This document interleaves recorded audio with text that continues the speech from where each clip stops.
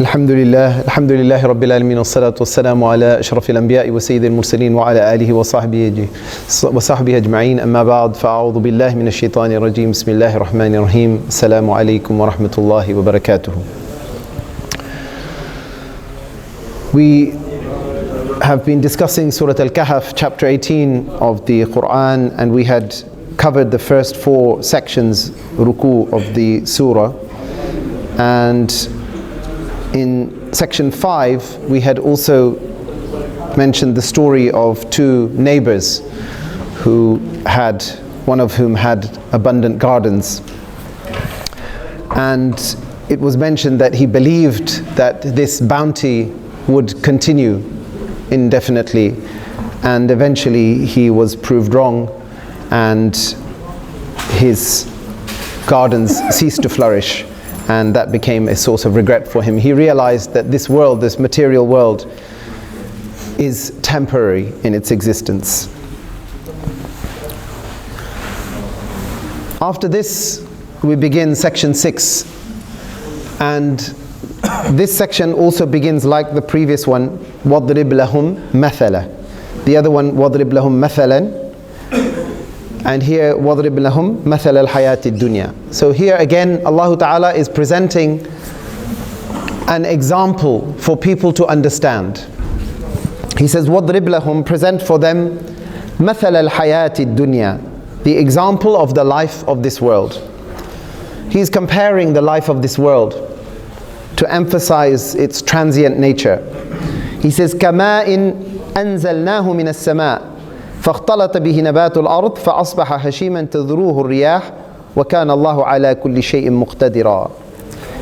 He says, and relate to them the example of the life of this world. It is like water. كَمَاءٍ أَنزَلْنَاهُ مِنَ السَّمَاءِ, that we send it down from the sky. Allah Ta'ala says that He is the one who sends water down from the sky, meaning He is the one who allows life to spring from the earth. He is the one who presents the cause that brings life into being. He sends the water down, and this is what gives rise to the greenery which springs from the earth. فَاخْتَلَطَ بِهِ نَبَاتُ الْأَرْضِ. And so the plants grow abundantly from the earth as a result of Allah Ta'ala's causative action in sending the water down. And then he says, فَأَصْبَحَ هَشِيمًا تَذْرُوهُ الرِّيَاحِ. Then after a while, it begins to dry out, and when it becomes dry, then the wind blows it away and scatters it. So it then becomes scattered and spread out in the earth. In other words, he says that whilst He is the one who originates life, but after life there is death. And after death, then the same life that you saw on the earth is scattered and doesn't remain. He says, وَكَانَ اللَّهُ عَلَى كُلِّ شَيْءٍ مُقْتَدِرًا. And Allah is the one who has power over all things.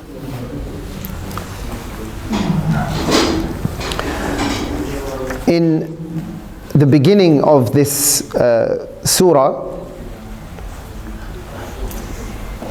Allah Ta'ala says, إِنَّا جَعَلْنَا مَا عَلَى الْأَرْضِ زِينَةً لَهَا لِنَبْلُوَهُمْ أَيُّهُمْ أَحْسَنُ عَمَلًا. So he said that Allah is the one who adorned the earth.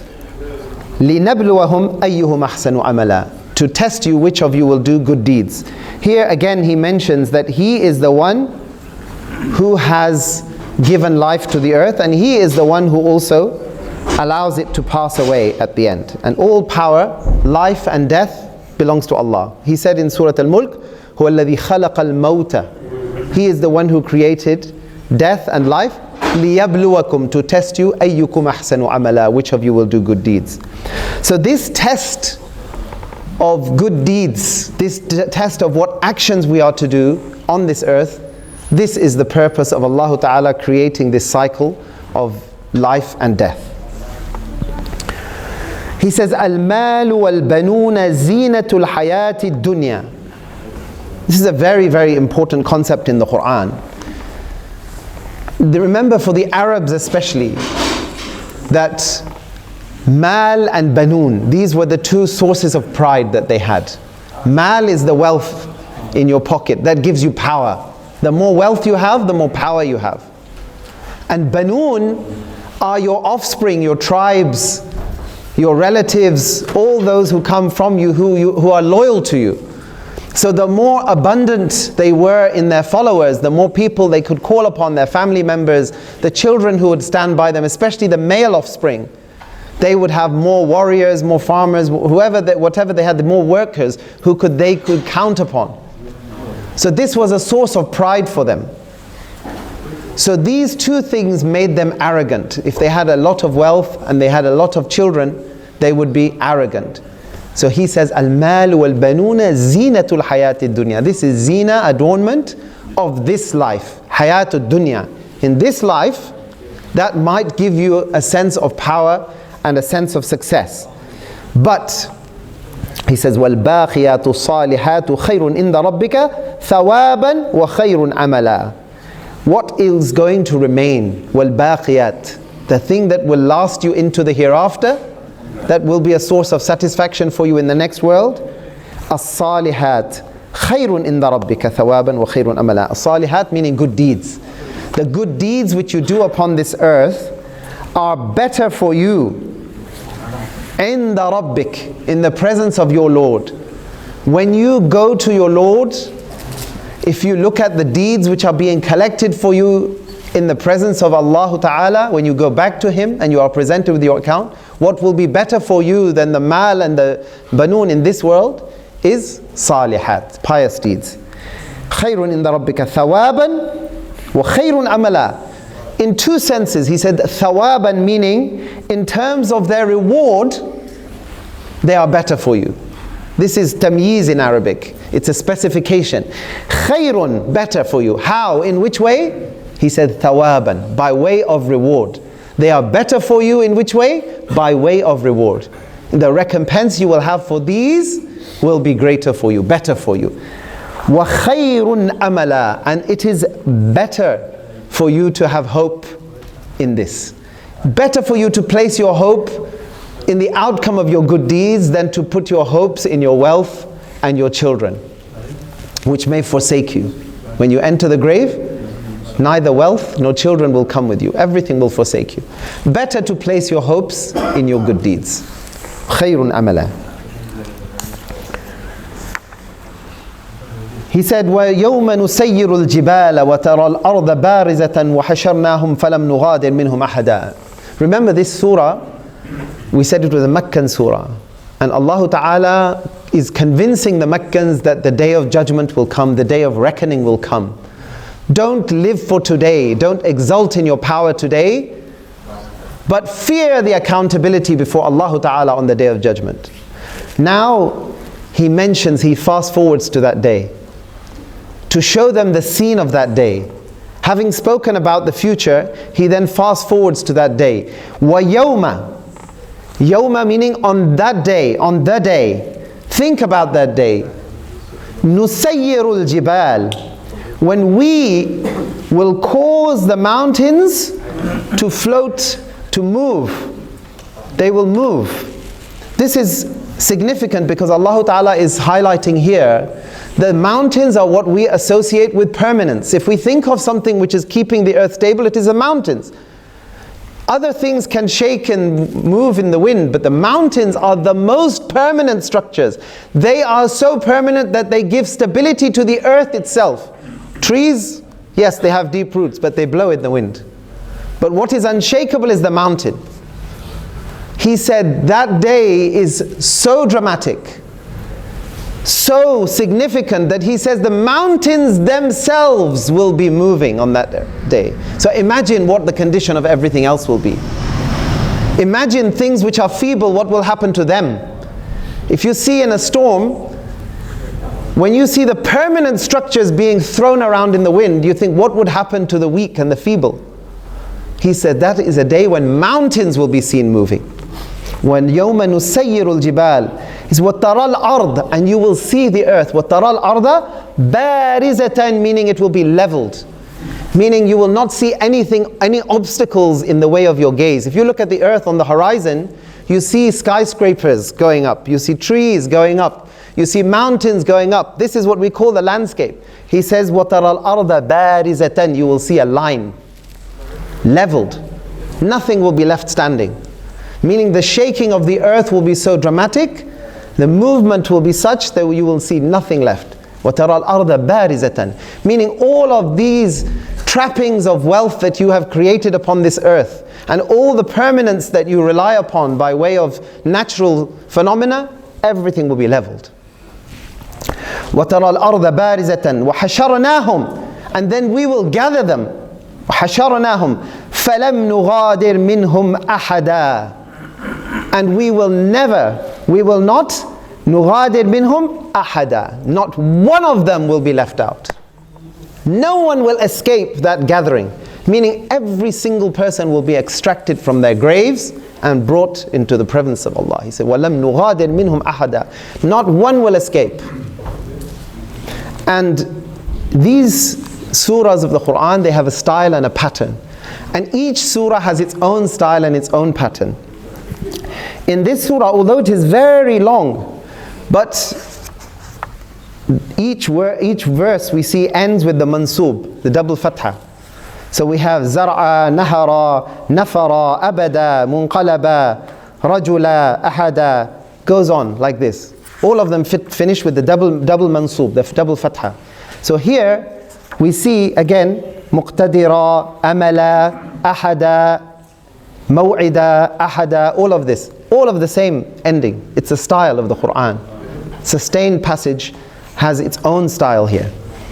But another thing which I noticed here is that in this surah, many verses end with the word ahada. At one point, Allah Ta'ala was talking about not associating anyone with Allah Ta'ala. And so he used ahada, meaning not one to be associated with Allah Ta'ala. Here, he says, فَلَمْ نُغَادِرْ مِنْهُمْ أَحَدًا. He will not leave even one of them exempt from this process of being gathered. And then he says, وَأُرِضُوا عَلَىٰ رَبِّكَ صَفًّا. And they will be presented, وَأُرِضُوا. Each of them will be presented, brought before Allah Ta'ala, عَلَىٰ رَبِّكَ, before your Lord, meaning the Prophet ﷺ, because he revealed the Quran to the Prophet ﷺ. وَأُرِضُوا عَلَىٰ رَبِّكَ صَفًّا, in rows. So as you are standing in the rows in the prayer, each of you in lines. In lines. He says that's how they will be presented before Allah Ta'ala. وَأُرِضُوا عَلَىٰ رَبِّكَ صَفًّا. And then Allah Ta'ala said, لَقَدْ جِئْتُمُونَا لَقَدْ جِئْتُمُونَا. Surely you have come before us. These are the words of Allah Ta'ala presented in the Quran as they will be spoken to you in the future. So the dialogue, the divine dialogue, the words Allah will speak on the day of judgment are brought forward into this world and presented for us, so we can have an insight into what will happen. The scene is presented before us and the dialogue is presented to us. We are being shown what will be visible and we are being told what will be said.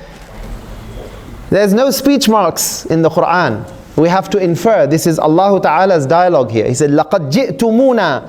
Surely you have come before us. كَمَا خَلَقْنَاكُمْ أَوَّلَ مَرَّةٍ. Just as we created you the first time. Just as we created you.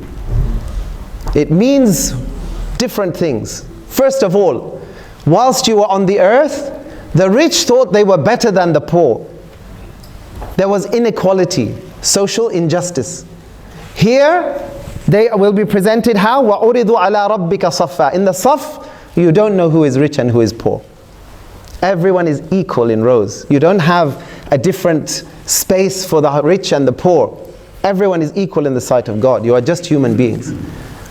Also here, one person is walking on the road, someone else will go by in his limousine and splash water all over him. Because what he has gives him, he thinks, extra power, extra dignity. So he can be arrogant. But Allah Ta'ala says, on that day you won't come with your limousines. You will be standing before your Lord. You're going to drive past in your limousines on that day. Kama خَلَقْنَاكُمْ أَوَّلَ مَرَّةٍ. Just as you were created the first time. You will come as you were created. You won't come with your armies, you won't come with your limousines, you won't come with your mansions, you won't come with your soldiers. You will come as you were created, with your limbs and your organs, and that is it, the human form, just stripped down to its essentials. كَمَا خَلَقْنَاكُمْ أَوَّلَ مَرَّةٍ also means you were dead and He brought you to life. He brought you to your senses and gave you life in this world. Then He says you will die on this earth, and then again He will give you life and bring you forth on the Day of Judgment.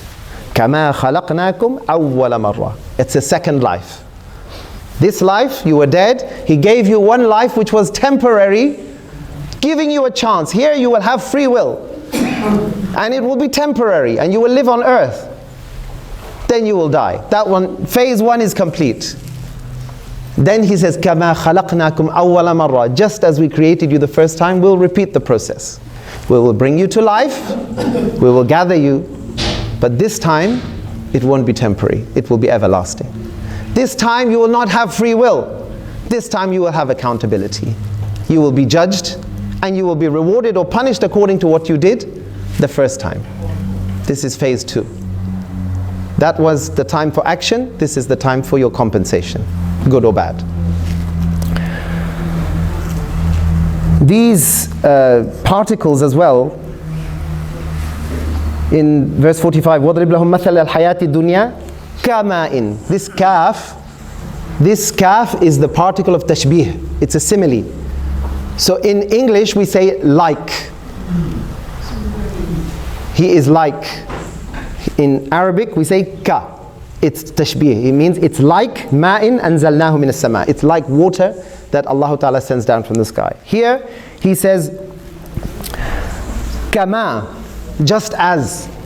So again there is an example here. He's saying, I will recreate you and you will be present before me just as I created you before.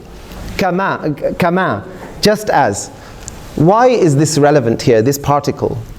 Because Allah Ta'ala gives arguments for people. The Meccans thought that once they were dead, they were gone. They said, our ancestors have gone into their graves, they haven't come back. So Allah Ta'ala is always arguing with them and saying, if I can create you once, the first time, the second time is easier. If I can create you from nothing, He says, Badi'us samawati wal ard. Badi' is the one who creates from nothing. He says, if I can create you from nothing, it's much easier to resurrect you once you have been created. And this surah, the sleepers of the cave, the story about them sleeping for hundreds of years and then being revived, is another sign for them that Allah Ta'ala can put people to sleep in their graves and then He can wake them up again. كَمَا خَلَقْنَاكُمْ أَوَّلَ مَرَّةٍ. Just as He created you the first time.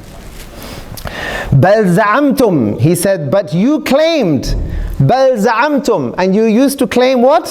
أَلَّن نَجْعَلَ لَكُمْ مَوْعِدًا. That we would not fix for you, appoint for you, a time when you would meet us.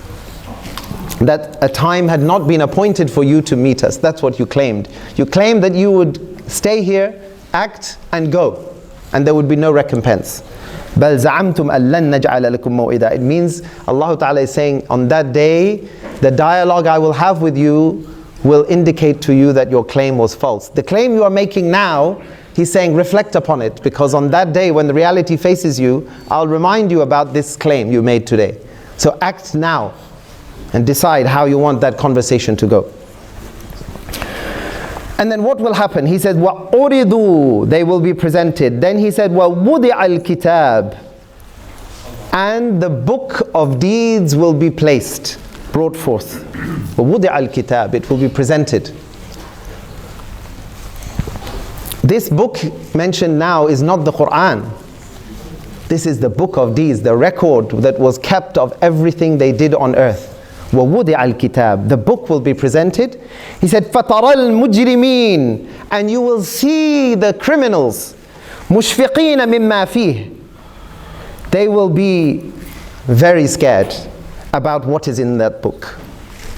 وَيَقُولُونَ, again the dialogue of the Day of Judgment has been brought forward for you to have an insight into the state of their mind. Understand their mind and their heart from their dialogue. وَيَقُولُونَ يَا وَيْلَتَنَا.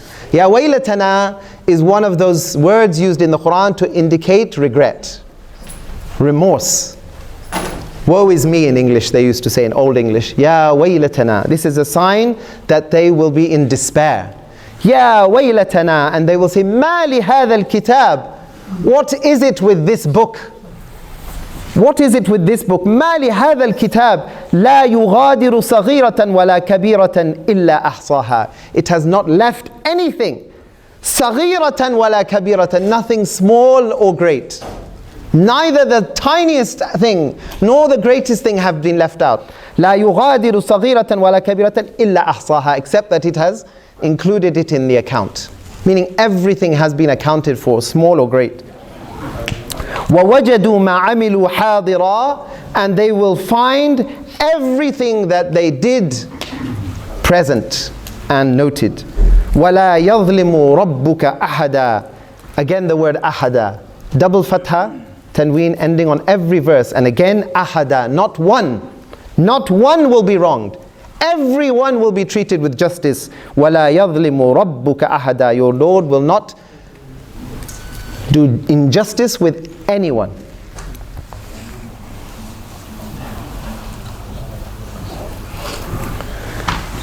He said above, وَحَشَرْنَاهُمْ, we will gather them, فَلَمْ نُغَادِرْ مِنْهُمْ أَحَدًا. We will not leave out even one of them from the gathering process. Here, they say about their regret, هَذَا الْكِتَابِ لَا يُغَادِرُ صَغِيرَةً وَلَا كَبِيرَةً. Meaning, not one will be exempt from the gathering, and when each one's account is done, not one action of theirs will be left out from the account. Each one will be gathered, and each action of each one will be accounted for. We measure our success in this world in material things. When we see someone wealthy, we see someone living for a long time, we see someone having lots of children, family, etc., we say they are successful. This surah is to make us rethink the concept of success. Because Allah Ta'ala is reminding us that this world is transient, and what matters is the accountability of the Day of Judgment.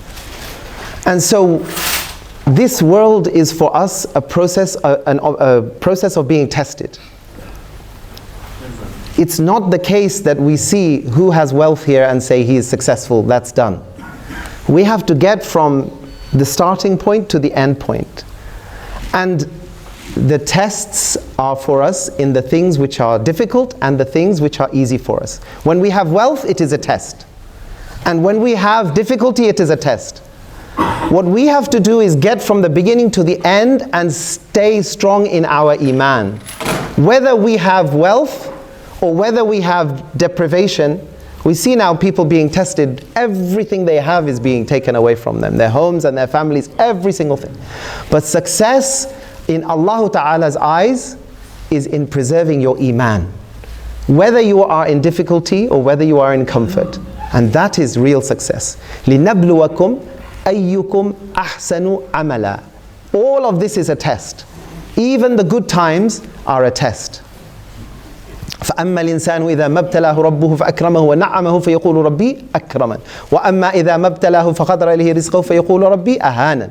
Allah Ta'ala says sometimes He tests you. He used the same word that He will test you. Sometimes by giving and sometimes by taking away. Both of them are tests. What we have to do is see it through and maintain the sabr and maintain the shukr. That's the test. That's where you measure success. When He calls you to account, were you patient in adversity? Were you thankful when He gave to you? Sabr and shukr all the time. That's the real test of success. And that is what will go with us into the akhirah. And all the acts of charity and the knowledge which we will give and the children who we bring up, these are the things we will take into the akhirah. That's what Allah Ta'ala is telling us. That is permanent and the rest is transient. Wa akhiru da'wana anil hamdulillahi rabbil alamin.